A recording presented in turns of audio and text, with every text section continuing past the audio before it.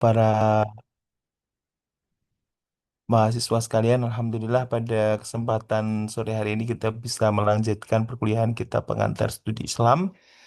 Kita akan lanjutkan diskusi kita. Eh, agak terlambat memang ya. Tadi selesai mengajar kelas sebelumnya ada publikasi ilmiah tadi sampai jam 2.40 ya tadi saya. Kemudian sholat asar dan kemudian makan, kemudian baru bisa gabung. Kita akan lanjutkan. Mohon maaf saya tidak bisa open cam ya karena eh, baru di luar ya, ada agenda di luar. Gitu.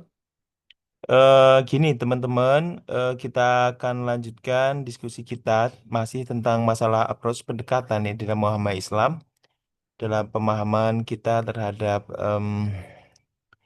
Islam. Kita salah satunya Islam rahmatan lil alamin. Bagaimana kemudian Islam itu menjadi rahmat bagi semesta alam. Ini saya kira kalau kita breakdown, saya kira eh, apa yang dimaksud rahmat bagi semesta alam tentu saja adalah rahmat bagi sesama manusia dan juga lingkungan di sekitar manusia itu sendiri gitu ya, termasuk alam dan juga makhluk-makhluk lain. Ini saya kira menjadi breakdown dari rahmatan lil alamin itu seperti apa gitu. Maka di situ kita tentunya akan sangat relate berhubungan dengan istilah yang kemarin sempat saya kemudian singgung tentang em, ekosentrism dan kemudian ada antroposentris gitu ya. Jadi Islam rahmatan lil alamin tentu saja berkaitan dengan masalah pendekatan yang berpusat pada sisi human manusia gitu ya. Di sana ada humanisme gitu ya. Kemanusiaan itu menjadi hal yang sangat penting ya dalam eh, syariat Islam.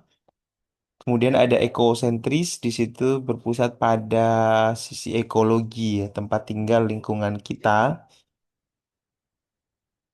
Ini saya kira dua hal yang cukup holistik.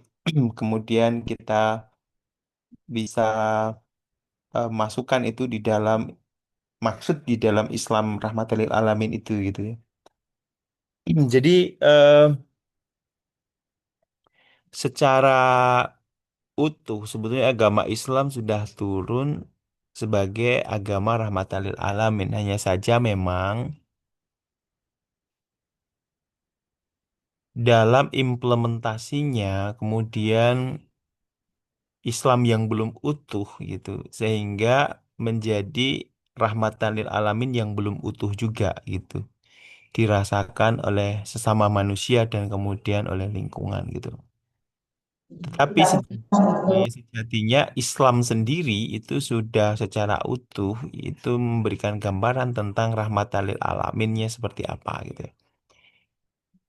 Secara menakjubkan kita juga sudah tahu bagaimana pada zaman yang tidak mungkin orang membicarakan pengetahuan tentang itu tetapi sudah dibicarakan gitu ya. Jadi eh, tidak ada waktu itu ilmu pengetahuan pada zaman Nabi menerima ayat Al-Quran itu pengetahuan sudah menembus tentang masalah tahapan penciptaan manusia. Kemudian di dalam ayat Al-Quran sudah ada tahapan penciptaan manusia dan kemudian secara medis sama persis itu potret gambaran proses itu gitu ya. Sekarang secara detail itu sudah dijelaskan secara medis dengan cukup ilmiah dan prosesnya pun sama gitu ya. Jadi apa yang kemudian dijelaskan di dalam Al-Quran ternyata juga relevan dengan sifat ilmiah suatu ilmu pengetahuan yang pada waktu itu sama sekali belum. Jadi kebenaran-kebenaran ilmiah itu memang harus kita eh, gunakan juga untuk menambah keyakinan kita terhadap Al-Quran sebagai sebagai dasar dari agama Islam yang rahmatan lil alamin tadi gitu ya. Itu dari sisi eh, saintifik yang kemudian memang impossible gitu ya. Pada waktu itu ini sebagai apa penuturan dari seorang manusia karena pada waktu zamannya itu belum ada manusia yang berkebudayaan sampai menembus itu gitu. Dan banyak hal lain termasuk penjelasan tentang lautan, samudra dan ternyata juga ada gitu. Terus lapisan dari bumi ternyata juga ada, lapisan dari langit juga ada. Itu hal-hal yang kemudian membuat banyak kemudian ilmuwan yang takjub ketika menjadikan em, bumi alam seisanya sebagai objek material dari ilmu pengetahuan dan itu ternyata ditemukan di dalam Al-Quran yang sudah turun 1400 lebih tahun yang lalu ya.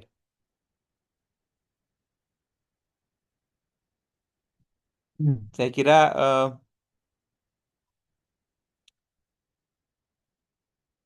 Islam sebagai rahmat rahmatan lil alamin ketika kita kaji ayat dan juga hadis itu dengan serius gitu ya. Kita tangkap dari sisi antroposentrisnya, kemudian ekosentrisnya itu sudah lengkap, sudah sangat komplit gitu ya. Bahkan sampai pada detail em, bagaimana membuang air panas pada sebuah lubang gitu ya. Em, Adab membuang air kecil gitu ya, yang kemudian sampai difikirkan tentang larangan untuk apa mengencingi lubang karena ada binatang di dalamnya dan sebagainya. Detail sekali sebenarnya banyak hal yang kemudian dipaparkan ya di dalam syariat Islam itu yang berkenaan dengan lingkungan ya, tidak hanya pada manusia gitu. Em, Menanam pohon sebagai sebuah sunnah gitu ya, itu juga sudah menjadi anjuran di dalam syariat kita ya bagi manusia untuk kemudian peduli terhadap lingkungan, menanam pohon misalnya. Tetapi memang em, di dalam dakwah syariat Islam sendiri, terkadang manusia sendiri yang belum memaksimalkan Islam sebagai rahmatan lil alamin.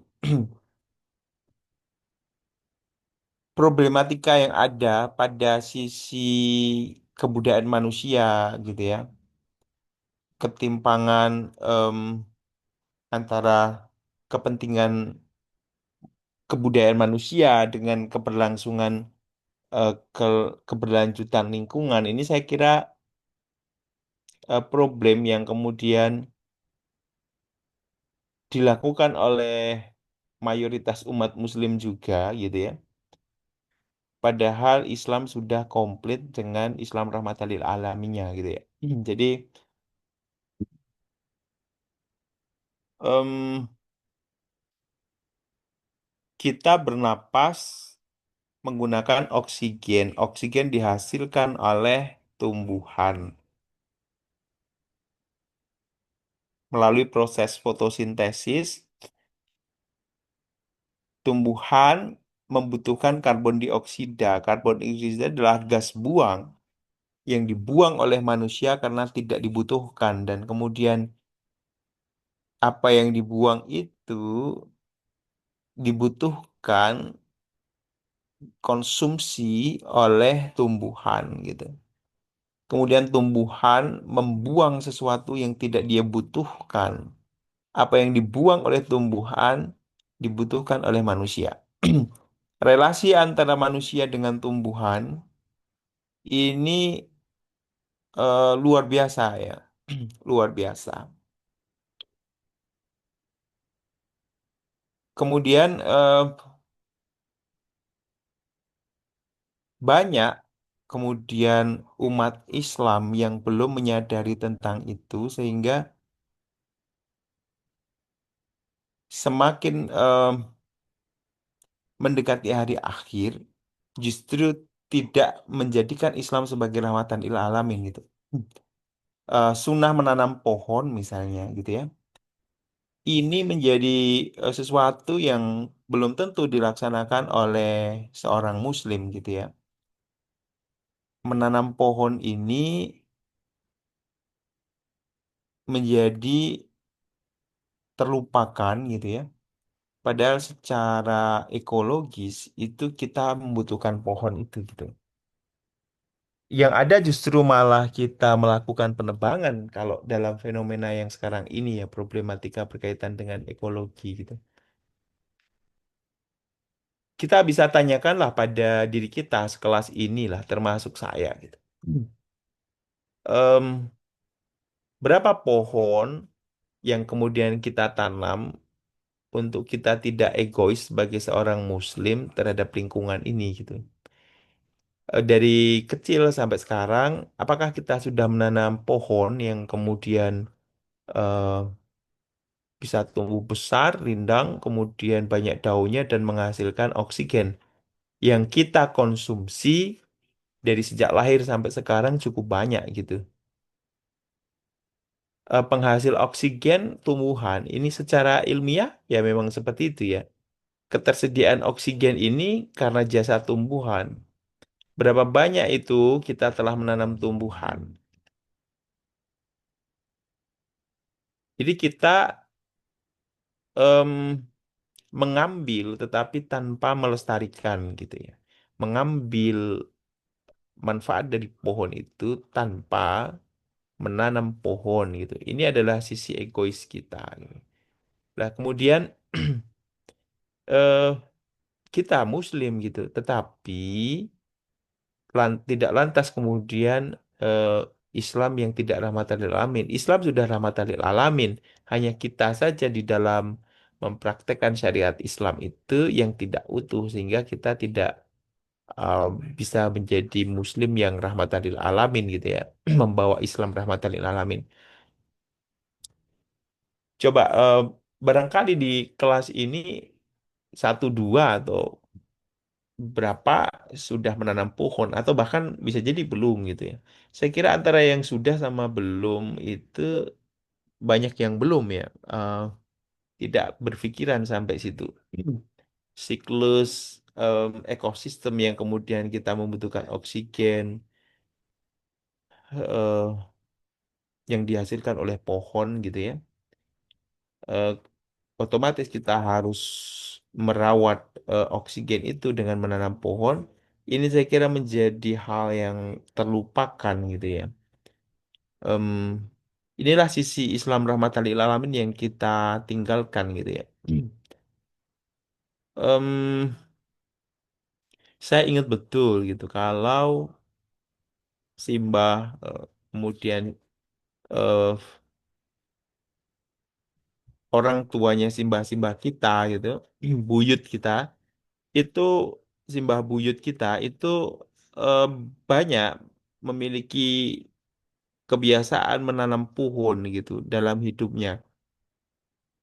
Maka kita banyak jumpai itu pohon-pohon dari simbah-simbah kita dulu yang kemudian kita manfaatkan sekarang gitu. Tetapi jarang sekali kita eh, ya kemudian mewariskan pohon untuk anak-anak kita. Padahal kita menghirup oksigen setiap hari yang dihasilkan oleh pohon-pohon itu gitu. Ya saya tidak bisa bayangkan gitu manakala kemudian produksi itu menjadi tidak mencukupi, kurang dan lain sebagainya. Tentu saja ini akan membawa dampak kesehatan bagi sisi manusia dan kita tahu banyak sekali problem kesehatan yang kemudian dimiliki oleh manusia gitu, termasuk dari sisi kekurangan oksigen atau oksigen yang tidak sehat dan lain sebagainya. Jadi gitu teman-teman. Jadi ada sisi ekologi yang itu juga merupakan sunatullah yang kemudian tidak kita taati, tidak kita laksanakan sebagai seorang muslim misalnya. Dari sisi manusia, bagaimana sesama manusia gitu kan? Kita harus menghargai kebudayaan manusia, perkembangan kehidupan manusia lain. Hifdzun nafas menjadi eh, harga mati di dalam makosidus syariah gitu ya. Eh, Cukup kita menjadikan ayat Al-Quran dan hadis itu untuk bisa menjadi muslim yang membawa Islam rahmatan lil alamin misalnya gitu. Jadi misal secara detail ajaran Islam itu kan udah mengatur hubungan antar sesama manusia. Misalnya kita tidak boleh melakukan perbuatan yang merugikan orang lain. Misal akala malahada, wasyafaka damahada gitu. Akala malahada memakan harta orang lain gitu. Syafaka damahada mengalirkan darah orang lain gitu. Perbuatan-perbuatan yang tercela yang kemudian akan menjadikan kita bangkrut di akhirat itu. Saya kira ini sudah dipahamkan, disampaikan kepada kita sebagai seorang muslim, tetapi terkadang itu tidak kemudian kita praktikkan untuk menjadikan Islam yang rahmatan lil alamin gitu ya. Eh, Kalau Islam rahmatan lil alamin, bayangan saya tidak ada lagi muslim eh, melakukan pencurian gitu ya. Tidak ada lagi muslim melakukan pembunuhan yang tidak hak gitu.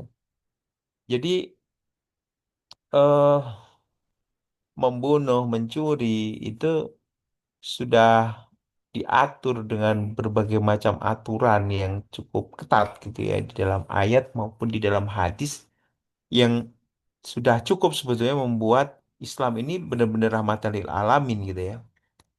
Tapi kemudian belum gitu. Ada saja gitu kita sesama Muslim yang masih belum menjadi eh, rahmatan lil alamin.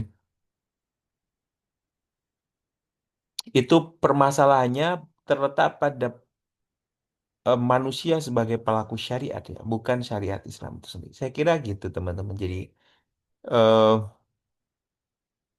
terhadap sesama manusia antroposentrisnya masih timpang, terhadap lingkungan ekosentrisnya masih timpang gitu. Kita masih memisah-misah gitu antara antroposentris dan ekosentris.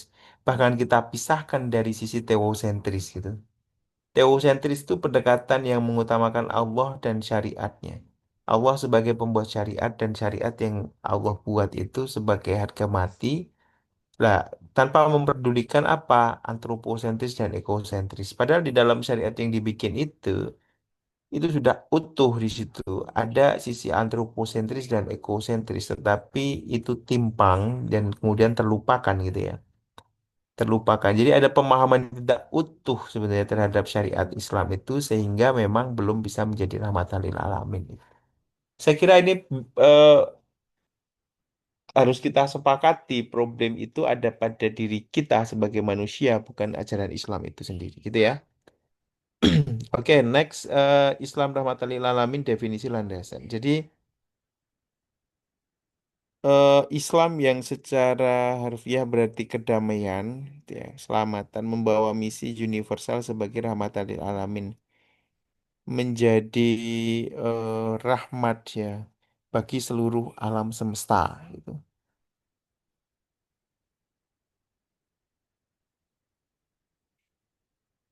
Di dalam Quran surat Al-Anbiya ayat 107 ya misalnya kita sudah ditegaskan bahwa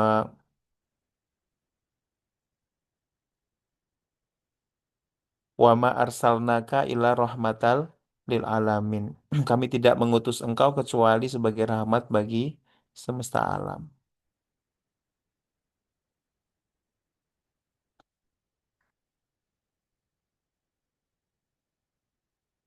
Jadi istilah rahmatan lil alamin itu di dalam ayat cukup banyak ya, kemudian itu ditegaskan gitu, yang bisa dijadikan sebagai apa penegasan ya bahwa sebagai seorang muslim juga harus menjadi muslim yang membawa Islam rahmatan lil alamin. Ini ya yang kemudian saya jelaskan tadi bahwa yang menjadi masalah itu justru di kita, bukan pada sisi agama yang utuh yang sudah rahmatan lil alamin itu tadi.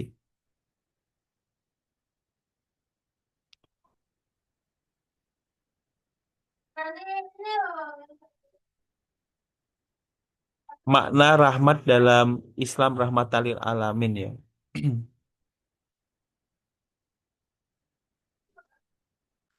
Rahmat dan Rahman gitu ya. Di dalam surah Al-Fatihah itu juga ada eh, Ar-Rahmanir Rahim. Rahman, Rahim gitu ya. Em, Sesuatu yang kemudian berlaku universal itu kan disebut sebagai Rahman gitu ya, Rahmannya Allah gitu. Rahman Allah itu diberikan kepada siapa saja gitu ya. Makanya eh, makhluk Allah yang disebut sebagai oksigen yang tadi kita jadikan sebagai analogi juga bisa dinikmati oleh orang-orang yang bahkan tidak beriman kepada Allah gitu ya. Em, Semua diberikan gitu. Ada sesuatu yang khusus yang kemudian disebut sebagai rohim gitu. Jadi Islam ada sesuatu yang universal itu. Rahman itu eh, berkon ber, apa eh,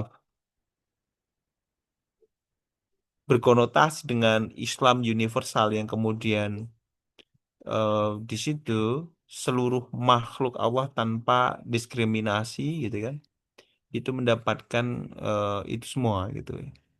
Kemurahan yang kemudian bisa dinikmati. Terlepas dari agama, suku dan latar belakang itu semua mendapatkan itu.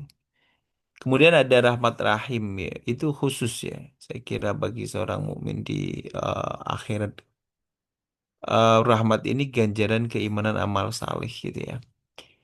eh di dalam surah Al-Fatihah itu juga antara Rahman dan Rahim itu lebih didahulukan Rahman ya pengucapannya itu karena memang Islam penegasan terhadap Islam rahmatan lil alamin. Jadi tidak terbatas pada makhluk dari sisi suku, ras, agama dan lain sebagainya. Tidak ada kekhususan, tetapi universal untuk semua makhluk. Rahman dulu, baru Rahim gitu ya. Maka prioritas terhadap kepentingan alam semesta dan manusia pada umumnya ini menjadi prioritas dalam syariat kita, syariat Islam sebenarnya gitu ya. eh Kalau yang rohim itu ada hal yang spesifik itu kekhususan pada umat mukmin muslim gitu ya. Jadi seperti yang digambarkan dalam hadis kita tahu bahwa ada sesuatu yang kemudian istimewa menakjubkan pada diri seorang mukmin gitu ya. Ajaba li amril mukmin inna amrohu kulluhu lahu khairun. Fa in asobat usyara usyakara fakana khairalah wa in asobat hudurra usobaro fakana khairalah. Bisa gitu. Ajaba li amril mukmin. Menakjubkan perkara bagi seorang mukmin itu gitu.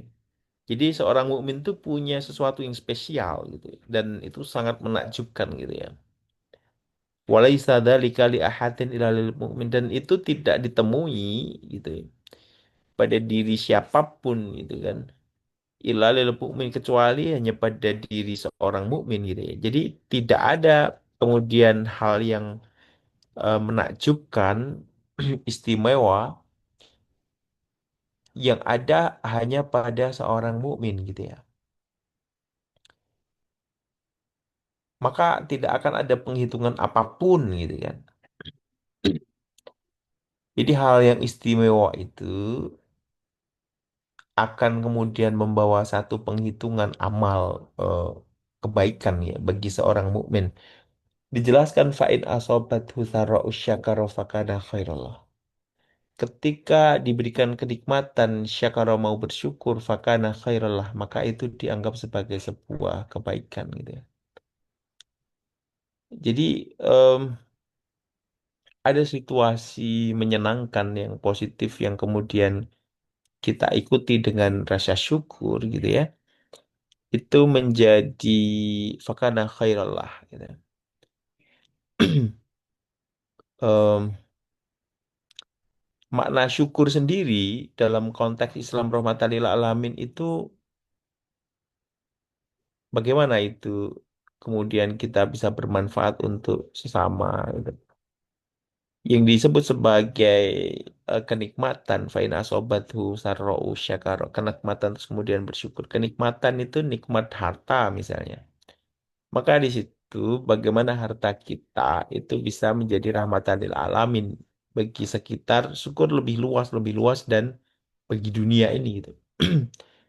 Jadi itu sebenarnya yang dikehendaki oleh syariat kita gitu ya. eh Bagaimana kita diajarkan untuk selalu berkorban gitu, sisi pengorbanan. Em, Allah sangat membenci seorang mukmin yang tidak mau berkorban untuk manusia lainnya gitu ya. Apalagi bagi mukmin lainnya, maka kita diajarkan untuk berkorban gitu. Eh, meng, apa merelakan sebagian harta kita untuk orang lain itu kan dalam praktek syariat kita itu ada namanya zakat infak sodakoh kurban gitu ya, eh, wakaf masjid wakaf tanah gitu ya, kurban yang Idul Adha gitu. Bagaimana kita dilatih untuk tidak terlalu apa cinta terhadap apa yang kita miliki. Ini sebetulnya kan sesuatu yang humanis dan kemudian antroposentris tadi ya. Maka Nabi itu kan mengingatkan kita gini apa Ishma syi'ta fa innaka mayyitun wahbib man syi'ta fa innaka mufarriquhu wa'mal ma syi'ta fa innaka majziyu bihi gitu ya. Ishma syi'ta fa innaka mayyitun itu kan menggunakan bahasa yang lebih keras dari sekedar nasihat gitu ya. Kalau bahasa Jawa itu ada namanya ngelulu gitu ya. Ngelulu itu kan sesuatu yang kemudian disampaikan dengan bahasa yang lebih dari sekedar memberikan apa eh, nasihat gitu ya. Jadi sesuatu yang sudah keterlaluan sering tidak dilakukan itu kemudian dibahasakan dengan ngelulu itu. Misalnya seperti pelanggaran-pelanggaran anak terhadap kita sebagai orang tua gitu. Kadang-kadang karena itu sudah berulang, kita menasehatinya dengan ngelulu bahasanya. Misalnya eh, karena tidak pernah pulang misalnya gitu, selalu main gitu, ya sudah ndak usah pulang saja. Istilah seperti itu. Tapi ingat, nanti kamu tidak akan saya kasih uang saku, nanti kamu tidak akan saya kasih apa sebagai orang tua gitu. Jadi itu ada sesuatu yang lebih dari sekedar nasihat, di atas nasihat levelnya. Isma Syita gitu ya. Hiduplah dengan hidup seperti apa yang kamu mau, Isma Syita. Hiduplah semaumu gitu ya. Itu bahasa yang paling enak gitu. Jadi ya silakan hidup dengan menuruti keinginan kalian gitu. Hiduplah semaumu gitu. Kamu ingin apa ya silakan hidup dengan keinginanmu itu gitu. Tidak ada yang melarang itu. Isma syi'ta. Fa innaka mayyitun. Fa innaka maka ingat, tapi ingat gitu ya. Kamu itu akan mayyitun gitu, bertemu dengan kematian gitu ya. Fa innaka mayyitun. Kamu itu akan mati gitu loh. Kamu hiduplah semaumu, tapi kamu akan mati gitu. Itu kan sebetulnya bahasa jangan hidup semaunya sendiri gitu. Karena apa? Ya karena suatu saat kamu akan mati gitu ya. Maka tidak boleh hidup semaunya sendiri.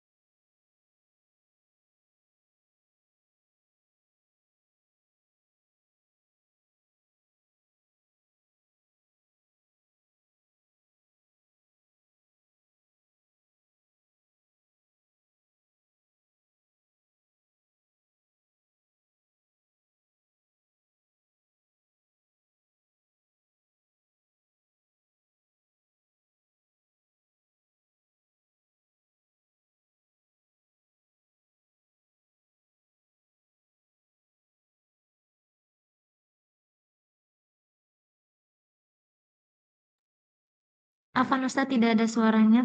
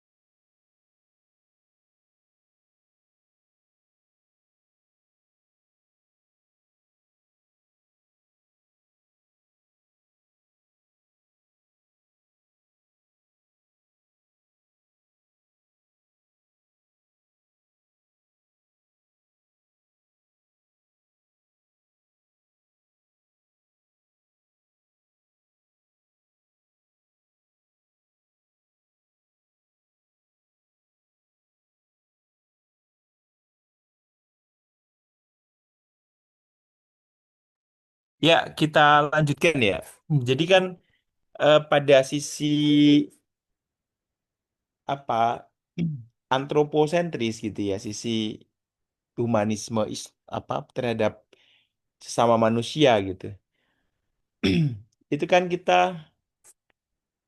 banyak sekali sebenarnya sudah dituntun ya untuk kemudian hidup tidak seenaknya sendiri seperti tadi yang kemudian saya ana contohkan itu misalnya Isma syi'ta fa innaka mayyitun misalnya.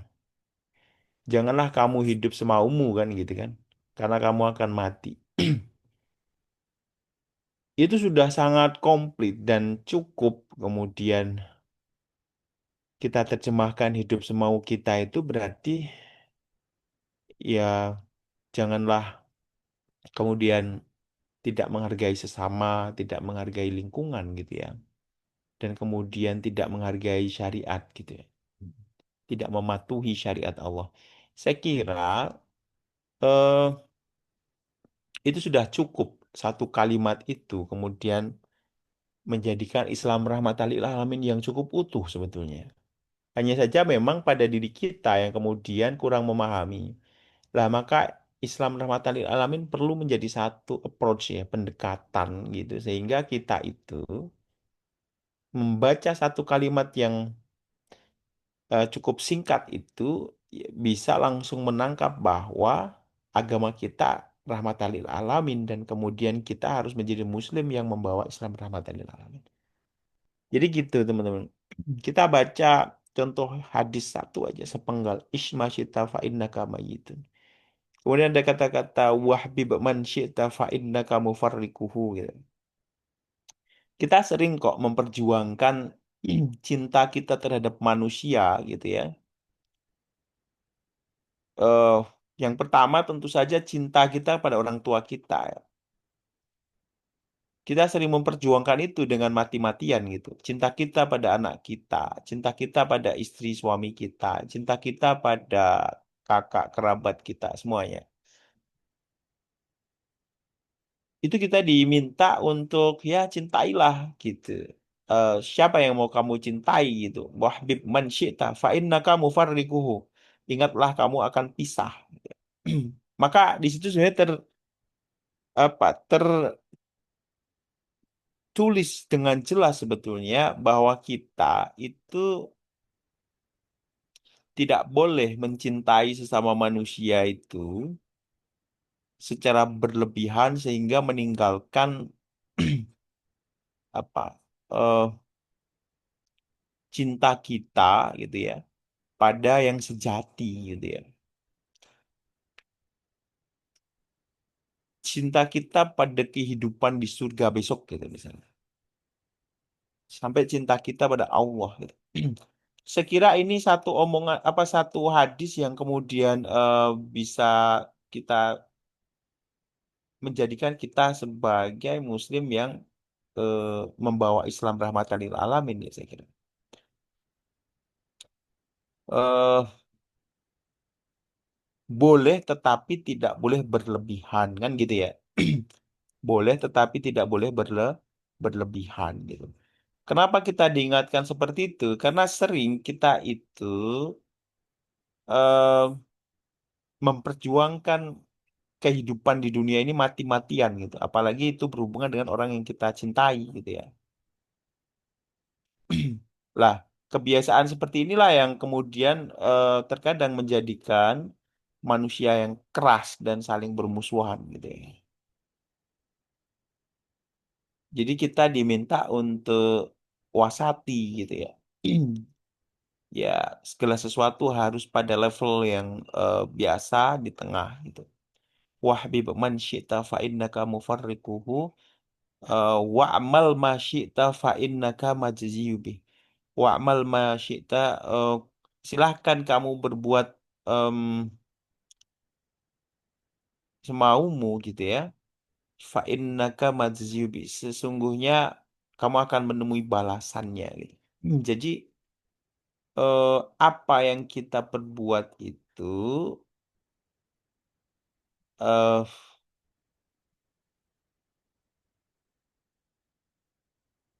min khairin au syarrin itu jadi dari yang baik maupun buruk itu akan majziu bihi gitu ya. Kita akan mendapat balasan gitu atas itu gitu. Jadi eh, yang sebetulnya dipesankan itu kan janganlah kamu itu berbuat semaumu karena akan diperhitungkan itu gitu. Ini lebih pada perbuatan-perbuatan yang kemudian akan mendatangkan dosa gitu ya. Ini harus menjadi kepedulian dan ini kan berhubungan dengan antroposentris dan ekosentris sebetulnya. Sisi hablum minan nas dan hablum minal alam gitu, dan hablum minallah. Jadi saya kira Islam rahmatan lil alamin itu ya Islam yang utuh di mana di situ teosentris juga penting, antroposentris penting, ekosentris penting. Hablum minallah, hablum minan nas, hablum minal alam. Itu menjadi hal yang penting dan jangan dipilih salah satu, memilih salah satu, memaksa memilih salah satu, harus dipilih ketiganya. dan tidak timpang gitu. Karena apa? Karena orang yang kemudian hablum minallah bagus itu sebetulnya sudah sangat relate berhubungan dengan hablum minannas dan hablum minal alam bagus gitu ya. Maka pada sisi vertikal itu ketika sudah sukses, horizontal itu yang hablum minannas dan hablum minal alam itu menjadi sesuatu yang akan mengikut. Makanya kan sering dibilang kalau orang itu apa eh, bagus ibadahnya, semuanya akan menjadi bagus gitu ya, saya kira. Bagus akidahnya semua akan menjadi bagus gitu. Itu saya kira yang kemudian istilah bagus itu yang seperti apa lah, maka di situ kita di akademisi itu harus memiliki pendekatan Islam rahmatan lil alamin. Itulah yang kemudian kita katakan level mukmin yang kamil gitu ya. Jadi apa yang kita baca kita tangkap dengan pendekatan approach Islam rahmatan lil alamin ini saya kira menjadi hal yang sangat penting ya. Apalagi problem yang ada di dunia saat ini itu memanggil kita sebagai seorang muslim gitu ya untuk berkontribusi aktif di dalam menyelesaikan itu semua gitu. Hal yang timpang yang kemudian dilakukan oleh kita seorang muslim dan kebanyakan saudara kita gitu em, tidak mencerminkan Islam rahmatan lil alamin yang harusnya kita ubah dengan paradigma ini. Misal ketimpangan antropo dengan ekosentris. Kita manusia itu mementingkan kenyamanan di dalam berbudaya. Kita hanya dari sisi estetika atau keindahan tempat tinggal saja. Kebudayaan manusia pada sisi estetika atau kebudayaan apa kebudayaan pada sisi estetika atau keindahan rumah tinggal gitu misalnya. Itu sangat egois kemudian sampai mengorbankan sisi ekologis gitu. Apa itu, Pak Banyak sekali. Bahwa dari sisi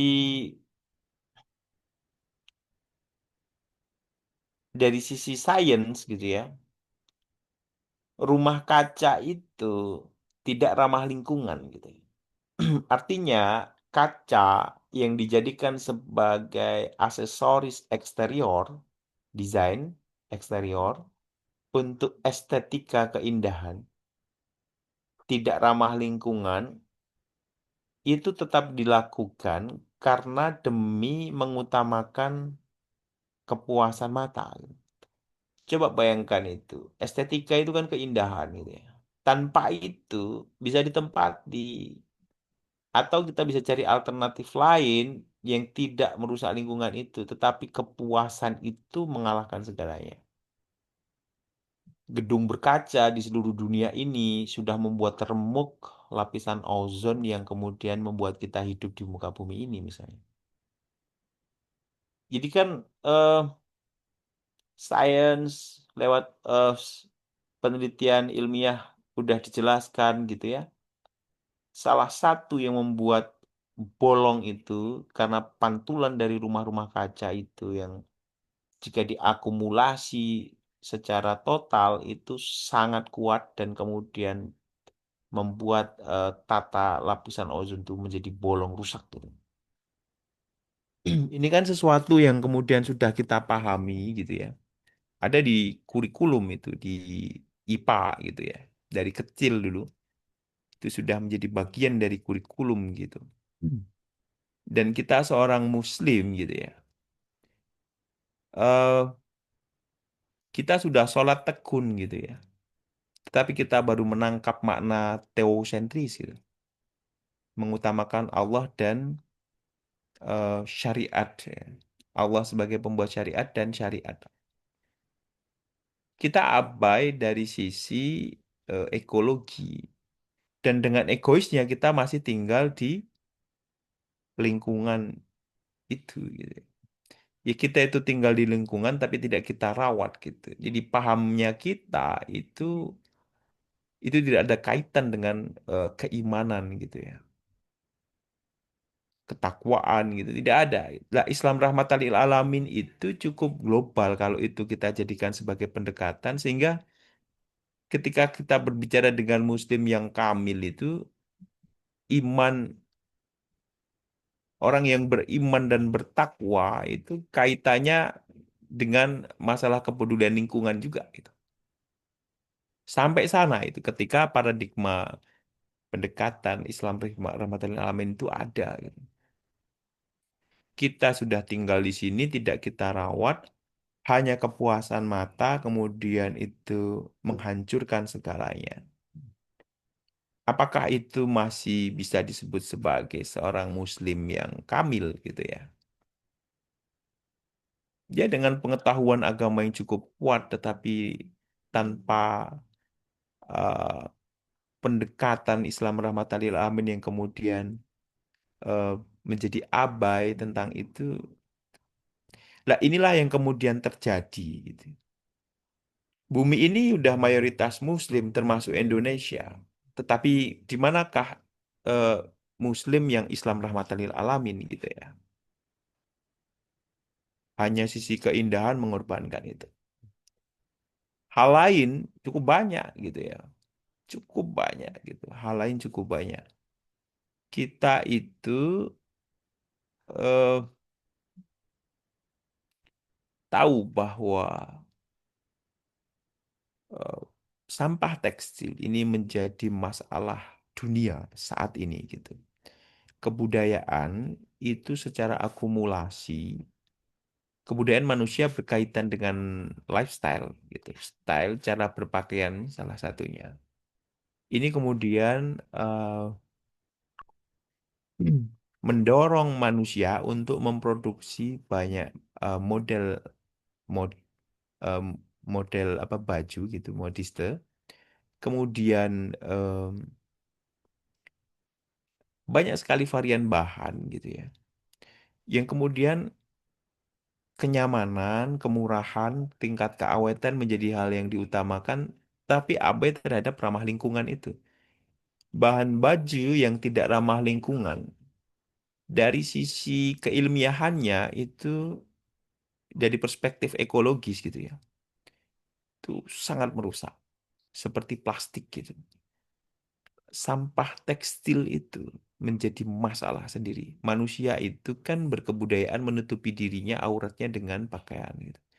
Cara menutup dirinya dengan pakaian itu saja itu sudah membuat masalah bagi lingkungan. Maka sekarang ini kan salah satu isu yang ada di dalam KTT internasional itu kan masalah sampah tekstil juga. Secara akumulasi, konsumsi pakaian yang semakin tinggi manusia dengan kebudayaannya itu menghasilkan sampah tekstil gitu ya. Dan bahan yang dipakai itu seperti layaknya plastik yang bisa terurai eh, ratusan tahun. Karena sesuatu yang kemudian bercampur dan tidak terurai itu, dia akan menghancurkan yang namanya eh, alam gitu ya, tanah. Di situ ada banyak hal yang kemudian dari sisi ilmiah itu bisa dijelaskan itu. Sampah tekstil. Tetapi sekarang misal Muslim gitu ya, apakah kemudian dia berpikir sampai sana? Kebanyakan tidak, karena tidak menggunakan paradigma Islam rahmatan lil alamin. Kita konsumsi pakaian itu karena kebutuhan atau karena tuntutan style misalnya. Lebih banyak tuntutan style. Seberapa banyak gitu kemudian konsumsi terhadap pakaian itu di luar dari tujuan pakaian itu sendiri sebagai alat penutup aurat gitu ya. Lah ini saya kira yang kemudian antroposentris menang, kemudian ekosentris kalah gitu. Inilah yang disebut sebagai sesuatu yang timpang gitu ya, ketimpangan. Ini saya kira teman-teman sesuatu yang sedikit saja sebetulnya sudah cukup utuh gitu menggambarkan Islam rahmatan lil alamin. Hanya saja banyak yang tidak bisa ditangkap karena memang eh, belum adanya usaha untuk bisa menangkap itu. Saya kira itu teman-teman yang bisa kita diskusikan. Kita akan akhiri dengan presensi. Sambil saya buka presensi, adakah yang mau ditanyakan? Ini sudah kuliah dari pukul 7 ya, sama kayak saya. Adakah yang mau ditanyakan teman-teman? Tafadhol. Belum selesai slide kita ya, Islam rahmatan lil alamin. Baru slide keempat, sudah sampai jam setengah 5. Tapi kita akhiri saja lah, nggak apa-apa. Ini slide berikutnya itu isinya juga hampir-hampir sama sih ya. Besok, next pertemuan kita akan diskusi lagi. Ada yang ditanyakan? Satu, dua penanya, silahkan. Barangkali ada.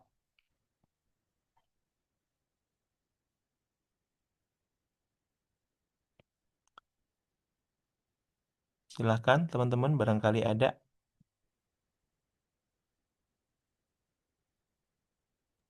Belum ada Ustaz.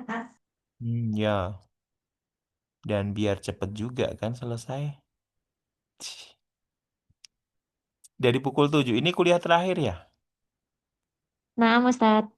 Iya kan, kuliah terakhir. Kuliah terakhir dan segera berakhir dan segera bisa siap-siap maghrib. Mungkin ada yang belum makan sore dan lain sebagainya. Kita akhiri dengan presensi sajalah ya. Zulkarnain Abdullah bin Sujak. Hadir Ustaz. Alhamdulillah. Lestari Puji Astuti. Hadirah Ustaz. Okti Aulia Al-Fajari. Hadirah Ustaz. Nabila Salsabila. Hadirah Ustaz. Adibah Rahmah. Abidah Ustaz. Hadirah. Gifar Aska Mumtaza. Hadir Ustaz. Berlian Nurani Ikhlas Setiawati. Berlian Harisatun. Ustaz. Berlian Hadirah Ustaz. Berlian Hadirah Ustaz.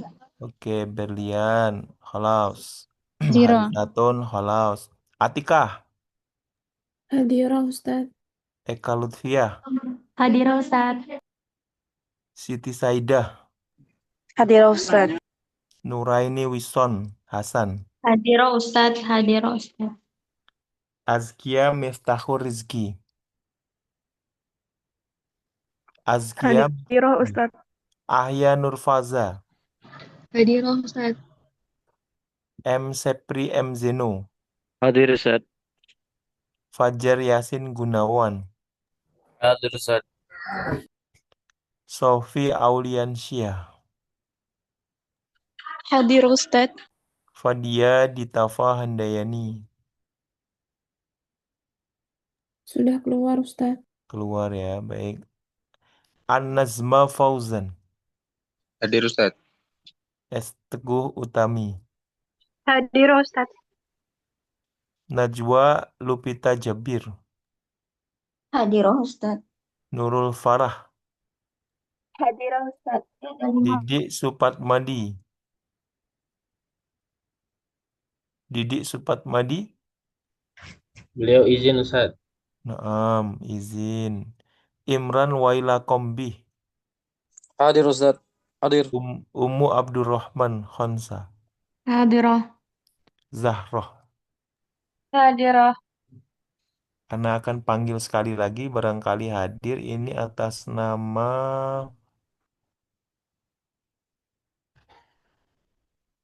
siapa tadi? Oh nggak ada. Berarti kholas. Yang satu nggak masuk Fadia itu nggak ada keterangan. Yang satu izin Ustadz Didik Supatmadi. Mungkin hada minni syukron ala ihtimamikum jami'an. Haya natatim hadad dars hadal liqa bi qiraati kafaratil majlis. Subhanakallahumma wa bihamdik. Subhanakallahumma Asyhadu an la ilaha illa anta astaghfiruka wa atubu ilaik. bihamdika. Assalamualaikum warahmatullahi wabarakatuh. Waalaikumsalam warahmatullahi wabarakatuh. Jazakumullah.